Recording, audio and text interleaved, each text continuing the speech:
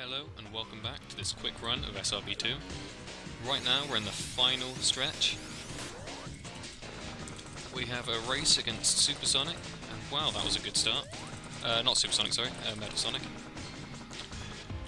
And it's quite a tough race actually, as any character, but especially as Tails, because you're slow, and you're using the same route as Knuckles, which is designed for a slightly faster character. This is still doable though, and although I had to practice a little bit, I managed to get through. I definitely think he's faster now. A lot of these little things you can just skip out as Tails, which is good. You can do the same as Knuckles really, and that's what it's designed for, to give you a little advantage over Metal. I mean, it'd be a lot nicer if...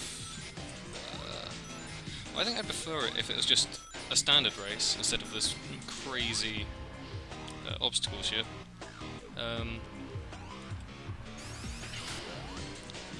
And there was just a load of speed shoes and things which maybe only Tails or Knuckles could get.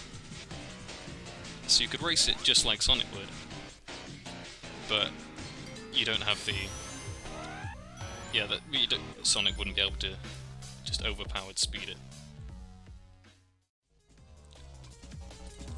Turns out this is not a very easy fight, and I've died at least once whilst trying to win it.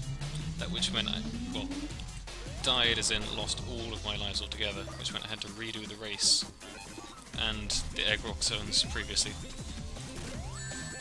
It was not fun, and I really need to stop doing that and make sure I hit him from the other side. But I'm hoping I can do it this time. I got 3 shots to do it, not including this one.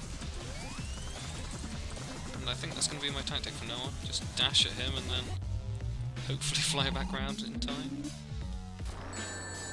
It's hardly a strategy, but this is a surprisingly tough fight, which I guess is acceptable for the final boss. But then again, the actual final boss after this isn't so hard at all. Especially not as Tails, because all you do is just fly over things. Whereas this is quite a challenging fight, which it does fit in with the game, the actual fight itself, I guess.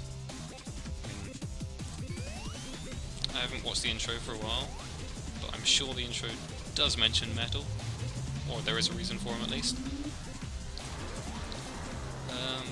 But the hardness of this fight, I mean, probably isn't as hard as I'm making it look, because I have not practiced this fight for a long time.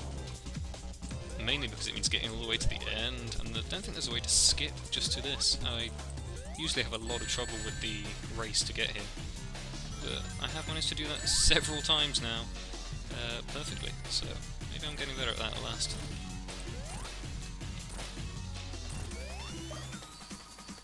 I'm still a bit annoyed that the only way to beat the race is to cheat hugely as Tails or Knuckles. Slightly better as Knuckles because you've got the extra speed on your side,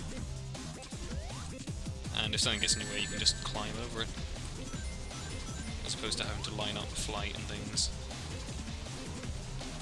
And also in the long straight bits, you can just glide.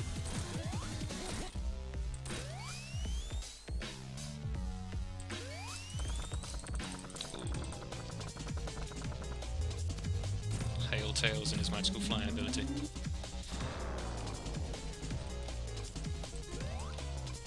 Due to the length of this fight, I'm not sure if I'll manage to fit in the final boss in this video. The actual final boss, as opposed to just Metal being a dick.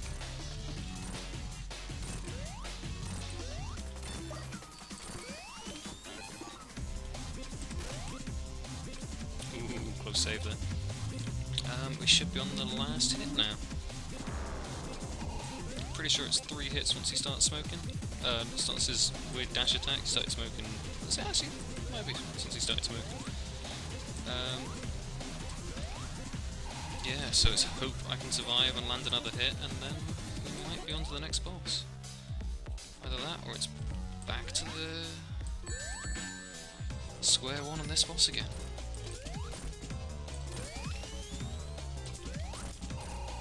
Hey, we did it! That was not a fun fight.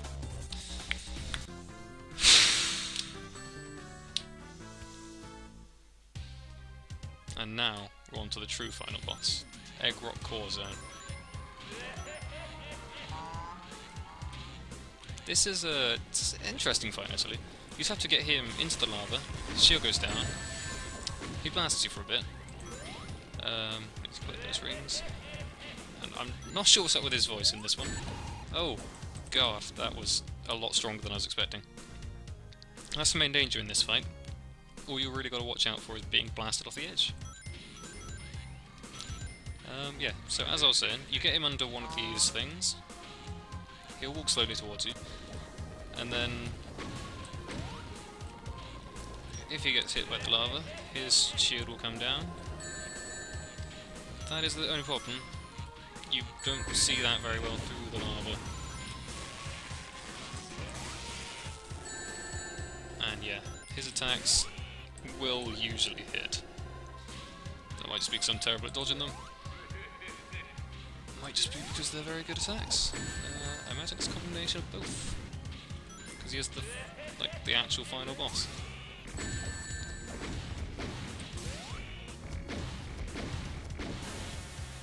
This is a classic Sonic boss though, the way it's get him to stand under something, which will damage him, lead him towards you, lead him into hazards basically.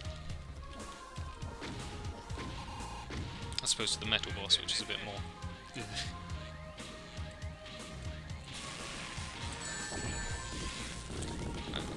That bomb he just dropped there, and those even more bombs he dropped, they are truly your bane in the second half of this fight, as he starts to spam those to a ridiculous degree, and off the edge again.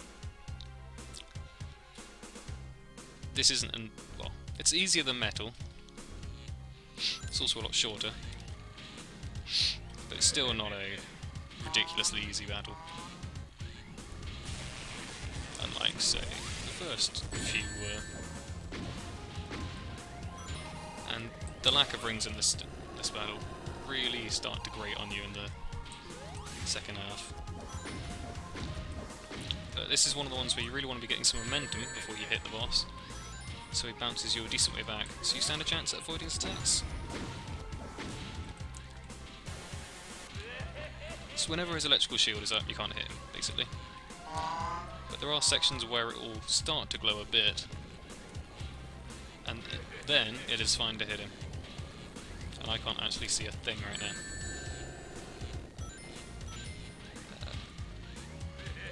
So yeah, basically march him into lava.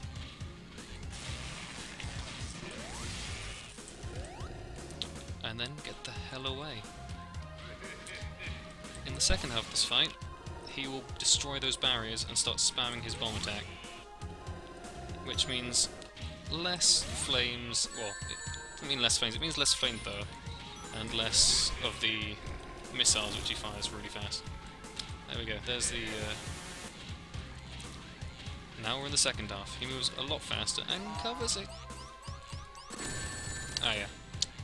He also does that lock-on attack, in which you have to get behind one of these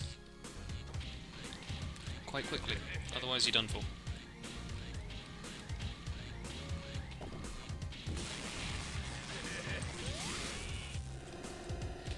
And then we just strafe around him, really. And there we go. Boss over. I don't think I've said yet about the weird way he's rendered.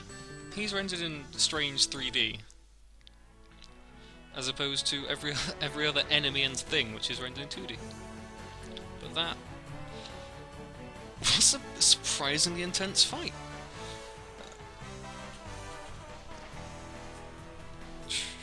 I don't think I've beaten that one for a little while, so I am a little bit rusty on that last one, so I probably shouldn't have been.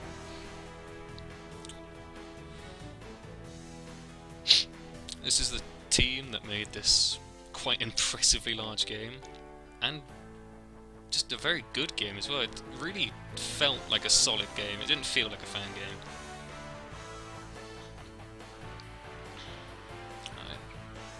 I think as it was as it's quite an impressive feat.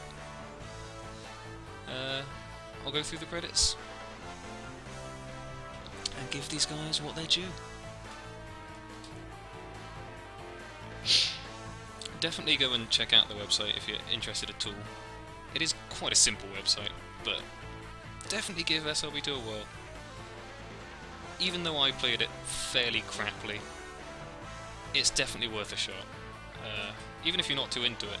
Even if you're not too into Sonic games, it doesn't feel as much as like a classic one, but it still does in a strange way. It's a very good game. Apart from Egg Rock Zone 2. That's horrible. This was actually made on the Doom engine, which is quite impressive, given what it is. Anyway, thanking me for playing, thank you very much. Thank you for watching, and staying with me through this. Screw you, we're not getting the Chaos Emeralds. They were not nice, and this was not a modified game.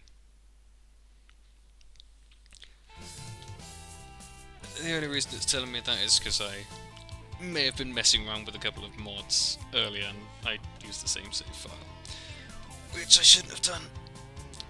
But anyway, there we go. That's Sonic Robo Blast 2. No idea what I'll be able to play next, but I'm sure I'll find something. So, finally, thank you for watching. I am 2bits, and I'll see you in the next video.